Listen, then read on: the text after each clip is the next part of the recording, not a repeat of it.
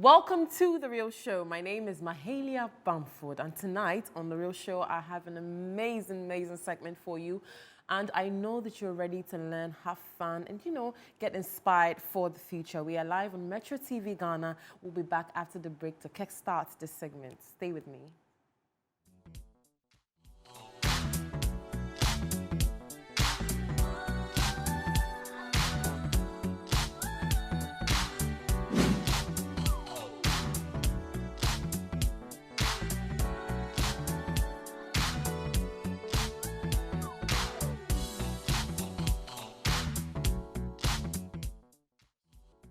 Welcome to The Real Show, and like I said, we are live on Metro TV Ghana, and tonight we are going to be doing a lot of learning, and we are going to keep it educational yet fun, okay? Now, on a normal day, when you hear that somebody is born, you think of a bouncy baby boy or girl, but sometimes life comes with its own challenges, even right from birth. You may have your own ailments, deformities, things that you fight for your life through birth, even from the mother to the child, but tonight, we are going to be talking about some of the things that can affect.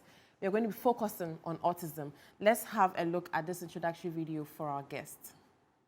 Whitney Hammel Anny is the co-founder and executive director of Autism Compassion Africa, an NGO based in Ghana and America, an organization that envisions a social system that provides support for all children with autism in Ghana, for their families to be able to thrive, and for the child to have increased independence to live a meaningful life as a member of the greater social community. Whitney has over 15 years of experience directly working in the field of autism and applied behavior analysis. She holds a Master of Education degree in Severe Special Education from Simmons College. Welcome to the studios. You look amazing. Thank you. And your outfit is just perfect for Friday. You know, it's Ghana month, so everyone needs to be wearing some Yes. Ghana cloth this month, right? All right, Thank so tell us how the journey began. First of all, how do you find Ghana, living in Ghana so far? Ghana is my home. Like, I love it here. I actually live out in Pram Pram, so I was just talking to your producer about how it's so peaceful there. But I've been here almost 5 years now. The time has just flown by, but it's been a beautiful journey so far. I now have 2 young children here, so like I said, my life is very much here in Ghana now. Perfect. Yeah. But then why do you choose to get into children with special needs? Mm-hmm. So when I was growing up, I have a younger brother. And as the big sis, we're kind of bossy. I don't know. Are you an older child or? No, I'm actually the last. You're 6, the last. yes. Okay, but maybe you have an older sibling that was a little bit like trying to boss you around. Yeah, a little. 5 of them. 5 of them. Wow. Yes. Yeah. So with my younger brother, I kind of naturally was kind of going into that teacher mode a little bit. I think with him, I loved showing him new things, helping him learn new things. So that kind of instilled teaching into me. And then I have some family members, some grandparents who were teachers as well. So I always had the passion for teaching. And then when I was in high school, I spent some time in the special education classroom. And that kind of opened my eyes to children with special needs. And I liked working more one-on-one with students. So that kind of started the passion from a young age. Yeah. Okay, and how did you put together the Autism Africa team? How did I put together the team? Yeah, it's kind of a long story how everything started. But it's, to start with, it's not just me heading up ACA, but it's also my co-founder. And I wouldn't be in Ghana if it wasn't for her. So Colleen Alabi, she is she is my best friend, and we met at university, and she did her master's thesis work here in Ghana in 2012. So she spent time here and fell in love with the country and then wouldn't stop talking about Ghana. So, it's one of those places, I think maybe it's different if you grow up here, but for those that maybe you've known that have moved here from outside, it's one of those places that gets in your heart. So she kept talking about it, and finally I came for a visit in 2015. Just a 2-week holiday with some Ghanaian friends I knew from the US and had a blast. And fast forward a little bit, I was working in India for a couple of years and that contract was ending. So it was kind of like, what next, right? And speaking with my co-founder, we realized she had all this experience with nonprofit management and international development. And I had all these years of experience with autism work, especially in different countries. And we both loved Ghana. And I wasn't really ready to go back to the States. So that's how, you know, everything kind of formed together for us to look at potentially doing something here. Great. Yeah. Can you school us about what autism is and the challenges that you feel aren't being able to we are not able to handle well when it comes to autistic children? Yeah, so autism is a neurodevelopmental disorder. It's not something you can just catch from someone. And I'm sure we'll speak a little bit more about that later, some of the stigmas here in Ghana. But autism is a neurodevelopmental disorder. They're not super clear yet on the reason why it may occur, but a lot of things are pointing to genetics being one of the main components, as well as different environmental factors and such.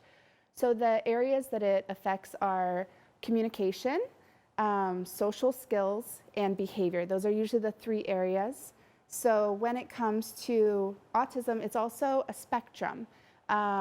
It's not necessarily a linear spectrum. There's different areas where some children may really thrive in and other areas they need a lot more support. So there's different levels and abilities to a child with autism. If you know one child with autism, you only really know one. It's so complex. Yeah. Now, let's look at the journey with dealing with children with autism in Africa and or even Ghana and that of those in America. Would you say there are some differences? I think the biggest difference would have to be with the age in which we usually start working with children. There has definitely been more of a push for awareness in Ghana, so you're seeing a little bit younger children getting services and getting diagnosed. But before, when I first started about 5 years ago, most of the students who came our way were around 6 to 7 years old, so more of that school age. They weren't being accepted at school and they were getting kicked out or things like that. And that's when the parents would recognize, okay, maybe there's something more here. So I think compared to the States, you have more children getting early intervention services, where in Ghana, that's an area that is definitely developing, but still has a ways to go, which is why awareness is so important, right? Because if you're able to make the impact at the early ages, it can greatly influence life outcomes for the child, for the individual. Let's look at Autism Compassion Africa. Generally, as a team or as an NGO, what do you want what is the goal? What's the overall goal? Yeah, so we actually have like 3 main pillars to the work that we're doing. The main one, of course, is the education for our students, right? So we have a center in Cape Coast, and we provide consulting services across Ghana and also in Nigeria. So there's the direct services, and for the goal for that is to get the best outcomes for these children, to help push them forward, not just in academics like a traditional school, but self-help, communication, social skills, all areas of development. The second goal of our organization is raising awareness, which I just was speaking about. And the third piece is continued education and building local capacity. So we've been working hard to support local Ghanaians and Nigerians to go forward to get certified in applied behavior analysis and be able to move forward. So that helps more people grow in the field and impacts more students in the long run. Now, these families that bring the awards to you, how do they contact you? Well, it's in the beginning it was more word of mouth because we cannot take so many children at a time, especially in Cape Coast. The program is about 85% subsidized for our students. It's mostly one teacher to one student, or one teacher to, 2 students. So because of that, we didn't really advertise. It was more of children from the community who got to know about us. But now, going forward, especially as we've expanded our consulting services, we, people can reach out. We have a website. It's autismcompassionafrica.org. They can reach out. I think the school phone number is listed there. I'll get it for you. And email as well. People can always reach me at whitney@autismcompassionafrica.org. Okay, so autismcompassionafrica.org. Yes, please. You can get any information from there, from your emails to your numbers to your contact to your social office's media, location, yeah, all everything. that. So if you're watching and you're trying to reach out to Autism Compassion Africa, just search autismcompassionafrica.org and you will get all the information that you need. Now let's look at the mothers. Yes. How do you support the mothers? Yeah. I mean, I think being a mom in general it's a lot. Yeah. So are you a enough. mother yourself? No, soon to be. Soon? Hopefully. Okay, great. Yeah, it's hard for any mom to handle the life of motherhood, but when you have a child with special needs, it just adds a lot more onto the plate. So one of the main ways that we support mothers is by helping their children become more independent. How can we help with toilet training, with self-feeding, dressing, these areas of independence, which also allows the family to be able to, free up a little bit of time. But we also provide parent training. So everything that we're working on with the child, we also want the parents to be able to do those same skills with their child. So transferring that training and education over to the family. And not just mothers, but I think in Ghana, it's been a really nice surprise to see how many fathers are really involved with the students that we have. Some of our fathers are really involved in, like, even the main contact person. And then also including other important people in the home setting, caregivers, if there's any nannies, if there's siblings who are really close with them, they also need to know how to implement these same strategies to help their sister or brother, be able to grow and learn in all environments. Wow, this is very extensive. Yeah.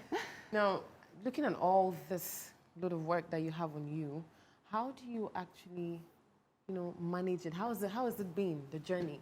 What are some of the challenges throughout, trying to get the support to the family and all the people involved with autistic children or children with special needs? Yeah. What would you say we could do better to make it easier? Or what would you say you're facing that is also disturbing the process? Or what would you say so far has helped? We want to know the pros and cons. Yeah, so I think with the work that we've been doing here, if anything, it's easy to get overwhelmed by the amount of need. There's not many services out there for children with special needs.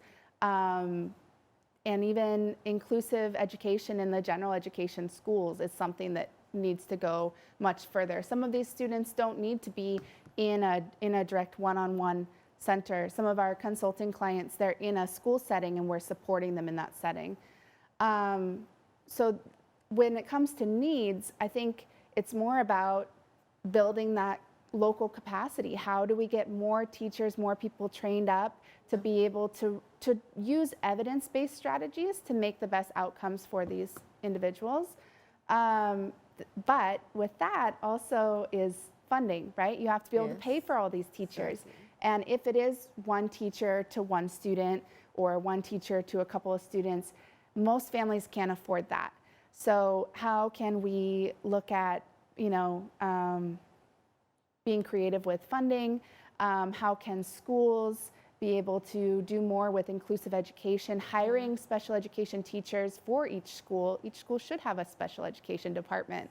Hopefully in the future. Children with special needs don't have to be secluded from our No, they main shouldn't. schools. I mean, for the most part, we should try to include them in schools, in our communities. How are we including children with special needs in our general community?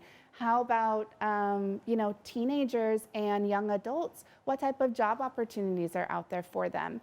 If you own a business, are there some things within your business that you could hire someone with special needs to still do? So it's not just at the school level, it's across all of society of inclusion. So there's the inclusion piece, the building more capacity. There's a lot of people that are really interested in this work and want to learn more, and that's fantastic. But then it's about funding of how do we support people to get all that training and move forward. So on that note, how have you been funding all your activities? It's been a journey. It's been a process.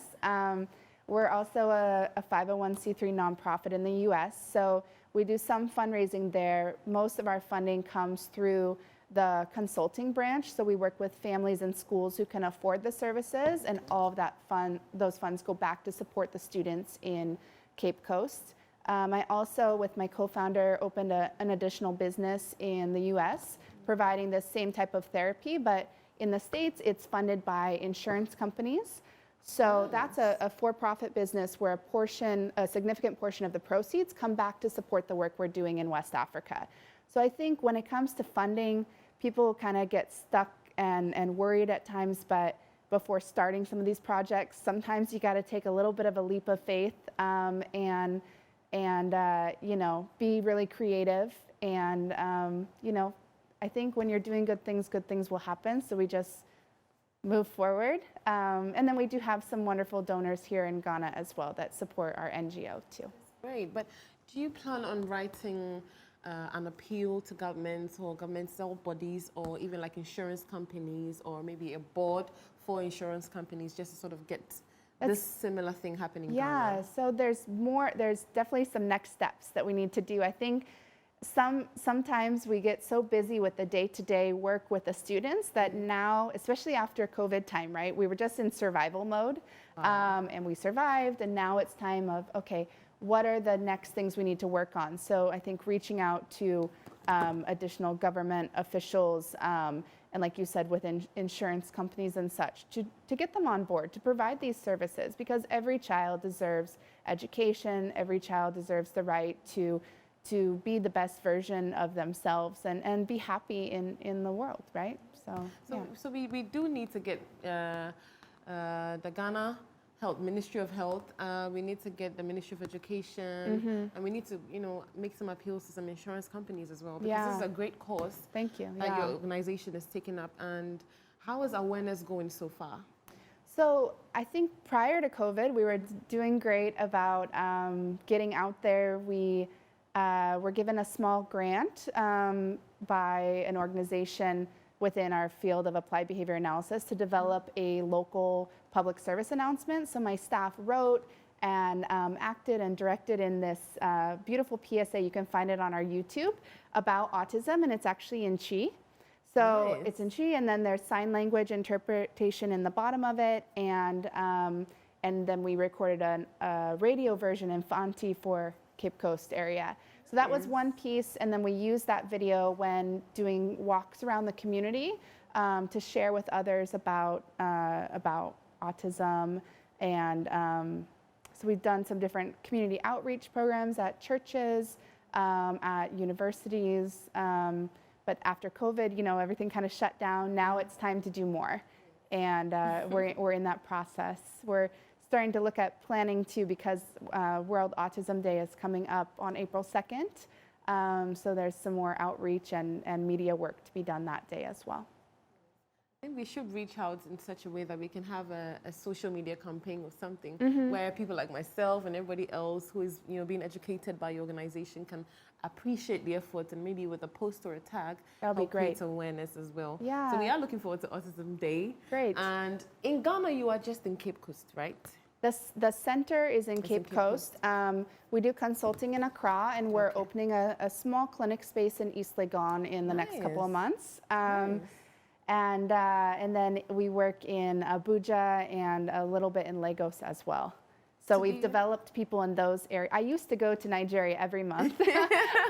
Now, as a mama of two little ones, I can't be running off to Nigeria every month. But we supported 3 of our staff members in Ghana and 2 in Nigeria to study this coursework, and they're now certified as international behavior analysts. And then I help provide some oversight to the work that they're doing. So we have people on the ground. But I think it's also important to note that we want to really focus on building that local capacity. I am not a Ghanaian, as much as I love Ghana, and people say I'm like a Ghanaian at times.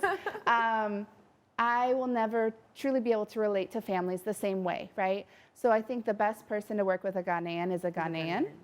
And it's important that that's why we're not just bringing people from outside to support the program, but really building up local capacity. Cool. Do you take individual contributions or donations?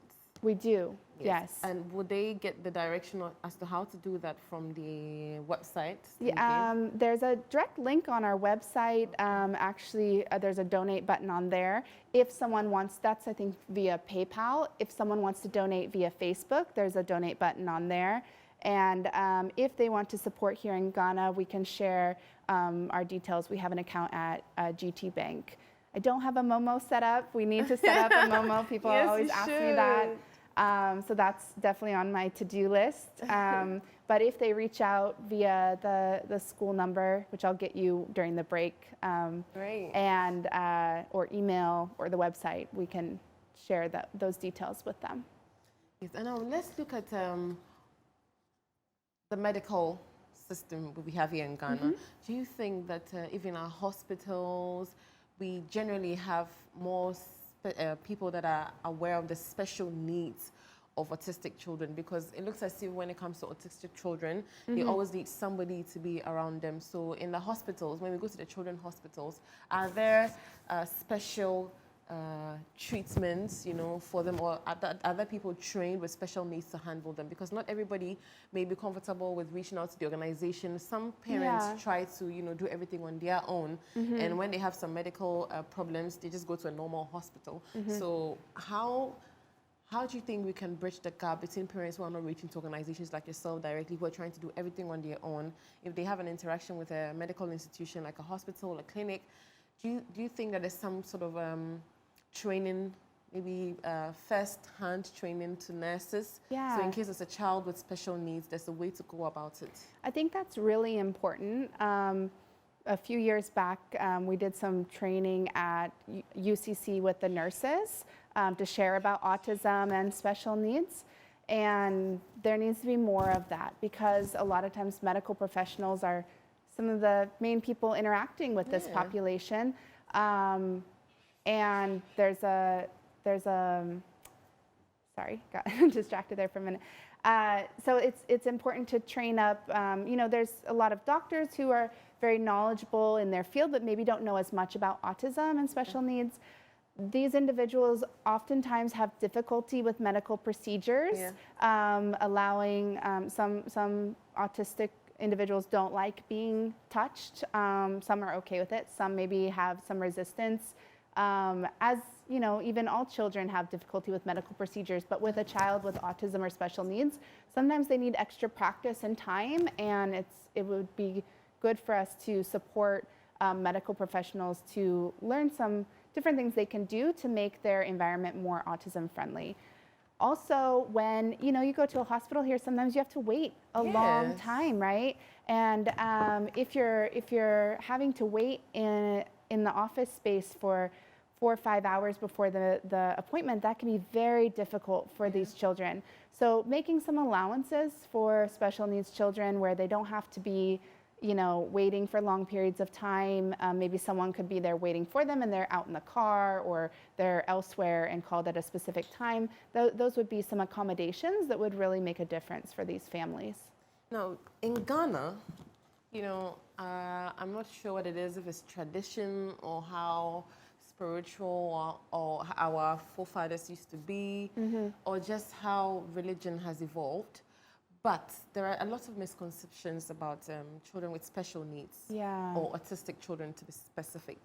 And now one of them is the fact that if you give birth to a child who has any form of irregularities, they sort of attribute it to spiritual lacking. There's like a bad omen, or there's a bad spirit somewhere that's causing it. Exactly. How do you deal with families who have autistic children and have these perceptions? It's definitely something that we see that, and even if maybe one family member is viewing it from a different perspective, maybe you have a grandma or an auntie who sees things from the spiritual side, and honestly, any talking about it isn't going to change their perception about it.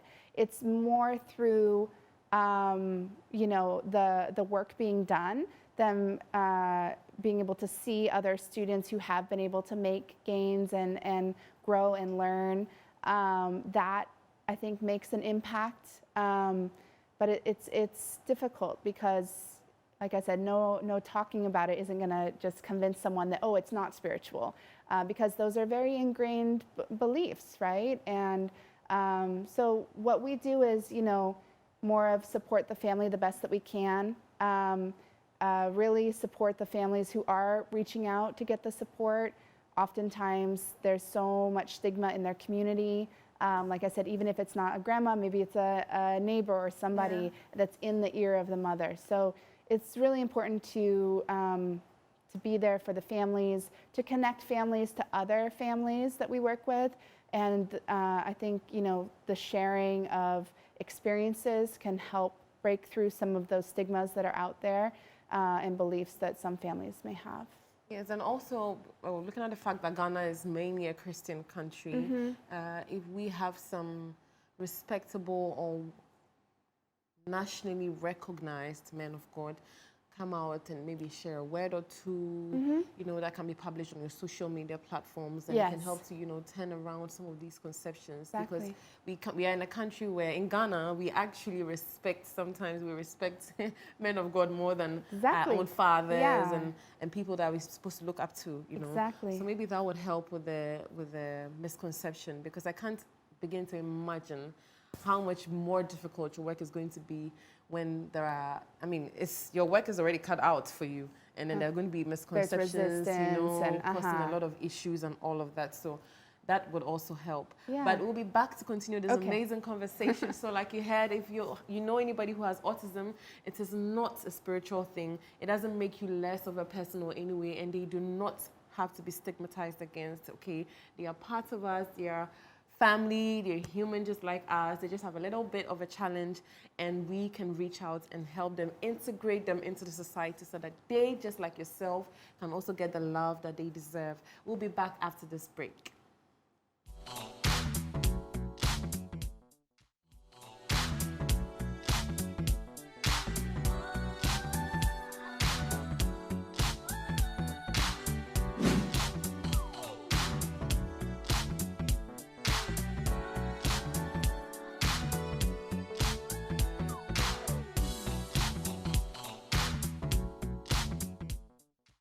Welcome back to The Real Show. If you just joined in, well, welcome, and you have missed a lot, but we are going to continue the conversation on autism. Now, we've had a very extensive discussion, but let's look at you as a person, okay? You're doing all this amazing work, and we would like to know who you are despite what you do.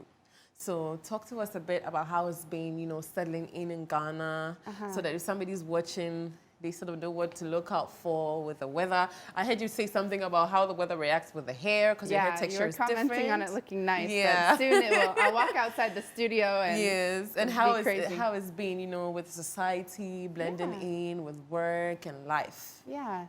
I think what you just said earlier about who is Whitney outside of the work, I think that's something that, I don't know about you, but I've just been so career driven for a lot of my life that sometimes it's easy to get lost in that, and you get busy with the day-to-day life. But it's important to stop every once in a while, and I've actually been on holiday this week.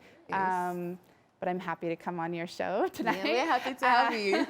But it's important to kind of, and even for the families that we work with, it's important for them to not lose themselves in everything that's going on with their child. But for myself too, I think who I am is a pretty adventurous spirit, and it's interesting because I'm actually from a very small town, like basically a village, right? Like 500 people.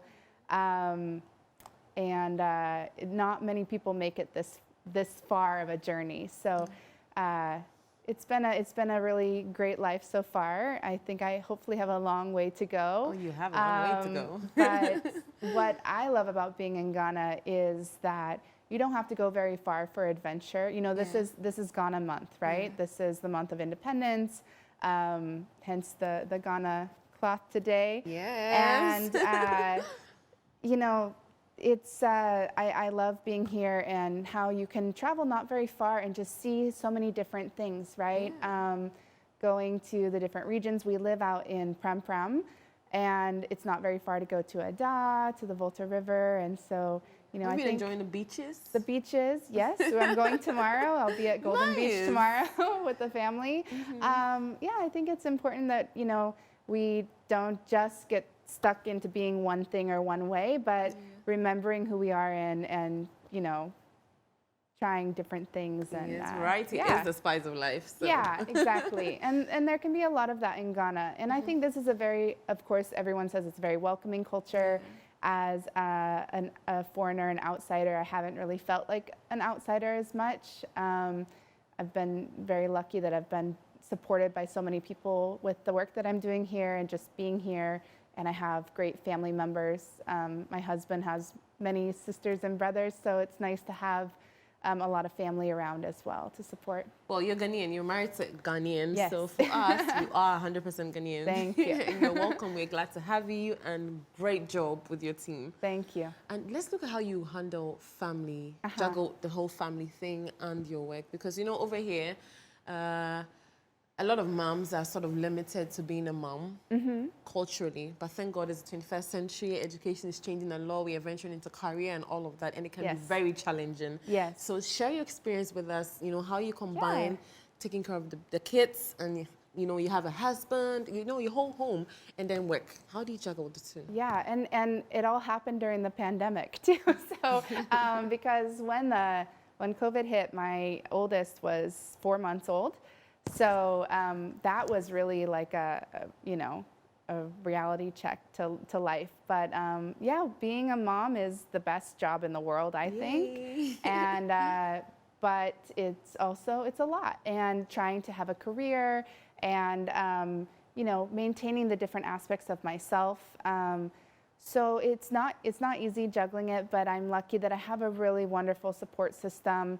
I mentioned family. I have some sister-in-laws who help with the kids while I'm at work, and you know, I think it can be a very family-friendly environment here in Ghana. So I've been lucky that way. And Daddy's home tonight. He put the babies to bed. So thank you, so supportive. Annie, for doing that. And I think it also comes down to who you have as a life partner, that you find someone who does support you in all aspects of who you are and doesn't try to make you just be one thing. So I am lucky, but also I did that on purpose to find the right partner who really supported me, right, in all of my goals and helping me be the best that I am and pushing me forward. So as women, it's important that we are really smart with how we move forward in life and who we bring into our life and commit to, and so far so good. Well, as women, we have to be very smart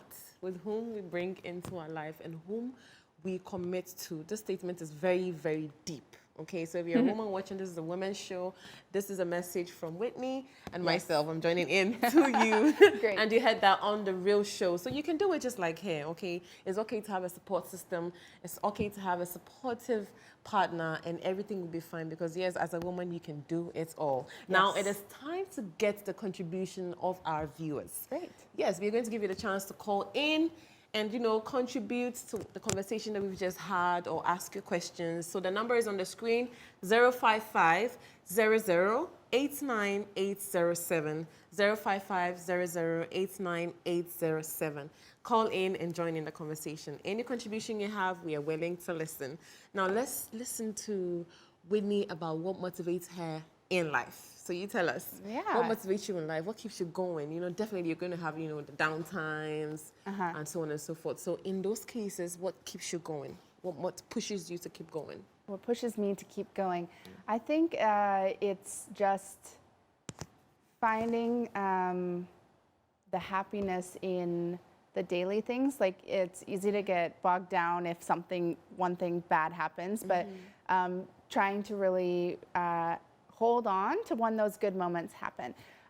What motivates me a lot is the progress that I see with my students, right, with my clients. So just an example to share with you now, autism is not something that typically affects physical disabilities, but sometimes we have individuals who have different disabilities, not just autism. So one of our first students, he came to us at 3 years old and was not walking. So he actually wasn't walking at the time, which is not associated with autism. But he is now running all over the place, and he's a busy guy. He's been with us the whole time, and within about a year and a half of working with an occupational therapist and my team, we were able to get him up and going and moving. And so like those moments, right? Or hearing a child say their first word, right? Or having, look at my goosebumps, right? As I'm telling you this story. So it's those, even though like it can be overwhelming with all of the things that we need to do, right? To push forward this agenda. It's those little moments. Yeah. We have a caller on the line. Hello. Hello. Hi. Good evening. Good evening. Hello. Are you there, please? Hi. Hello. I can hear you, please. Please tell us your name and where you're coming from and your contribution for tonight. Okay. My name is Roberta. It's a question actually. I'm calling from Florida. Okay, dear. I want to ask if autism is a bloodline something. Oh, as in you want to know if you can inherit it Yes. or if it's transferred genetically. All right. Yes, please. Yeah, thank you for your question. So it is, the research is pointing to different genetic components. So if a child has autism, typically when we're doing the assessment for them, we ask, is there anyone else in the family that potentially has autism or has displayed these different traits? If you have a child with autism, you're more likely to have, additional children with autism because of those genetic components. Yeah. Nice. So, Roberta, I hope you got the question. We got the question right and we got the answer right. Did you hear the answer she gave? Yes, please. Yes. So, sometimes genetically you could have it transferred. But it's not always. So Yes. just because you have, maybe your husband might be on the autism spectrum, that doesn't mean that you're necessarily going to have a child with autism, but they're more likely to have it. Yeah. All right. Thank you very much, Roberta. So that was Roberta from Koforidia. Thank you, Roberta. Okay, we have another caller on the line. Hello. Hello. Okay, I think we lost this caller. Sorry. Try and call again. The number is on the screen. Back to our conversation. Yeah, one thing I wanted to point out is the statistics. So there are not any statistics in Ghana about the prevalence of autism. That's something that needs to be looked into. It's a big project, right, to do that. But if you look at the statistics from the States, now, granted, that's there. It's different here. But in the US, it's 1 in 54 children. So that's actually quite a large number. If you apply that to the Ghanaian population, there's potentially 500,000 individuals with autism in Ghana. However, not many served. Yeah. Almost 500,000. Wow. Hello. We have a caller on the line. Hello.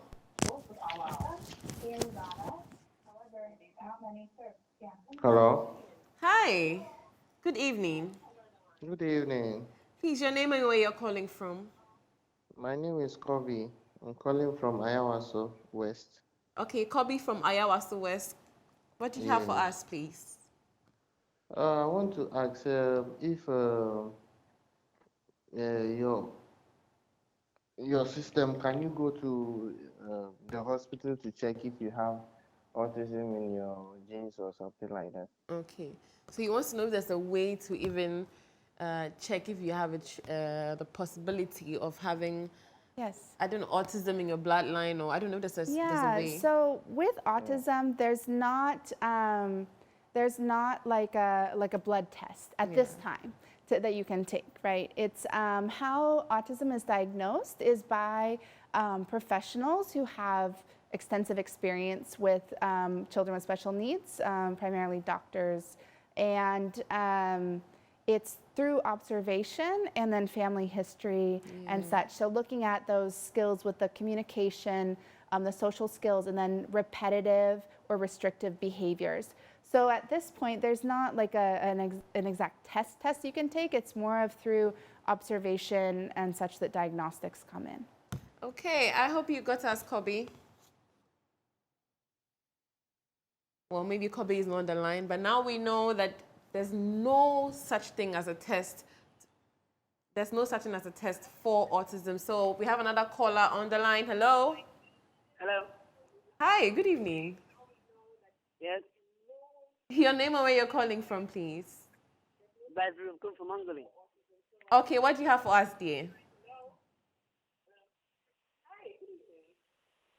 Hello.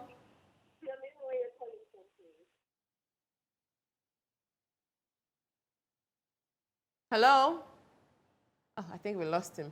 So you were saying we have about 500,000 in Ghana? If you're applying the statistics from the US to here, potentially up to 500,000 individuals with autism. But you know, look at the actual services that are out there. There's only a handful of schools that are special needs schools. There's not a lot of inclusive education occurring in Ghana. Once you leave Accra, there's really not a lot.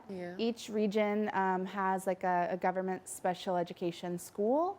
But other than that, there's a lot that are probably not being served. Long way to go. Yeah. All right, there's another caller on the line. Hello. Hello. Hi, good evening. Evening. Please, your name and where you're calling from. Please. My name is Gladys and I'm calling from number 1. Nadi? Gladys calling from where, please? Okay, Gladys, what do you have for us tonight? Please, how do you know when you have autism? Oh, I think you sort of answered that, but for Gladys' sake, if you could say something. So to find out if someone is autistic, typically it's a doctor who does an observation and additional assessments to look at the areas, like I said, communication, social skills, and behavior, and then other areas of development as well. So it's not a test, but you know, professionals who are trained can do diagnostics. Okay, Gladys. So to know if you have autism or you're autistic, you'd have to see a professional, and then they would, you know, analyze your behavior, how you interact, you know, to know if you have autism. Is that okay, Gladys? Okay. Yeah, so if there's any parents who have any concerns, right? If there's anyone watching that is thinking, oh, my child, they're not really responding to their name, or their language is not developing how I might think it should be, or I often see them doing different behaviors that are not common, like maybe hand flapping or lining up of toys. Now, those are potential signs that a parent might want to talk to their doctor.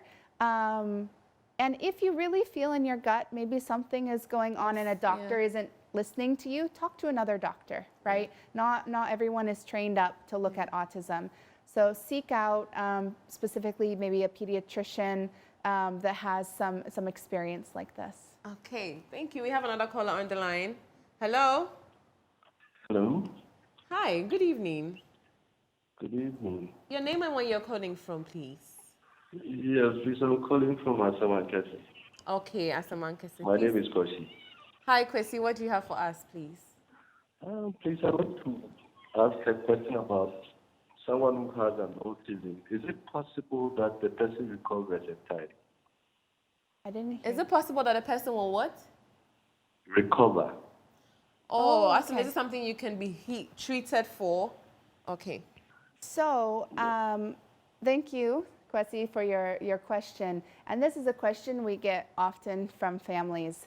Autism, it is a lifelong part of of the individual. Like I said, it's a neurodevelopmental, so it's something in the brain, right, in development. So it's not something that you can cure.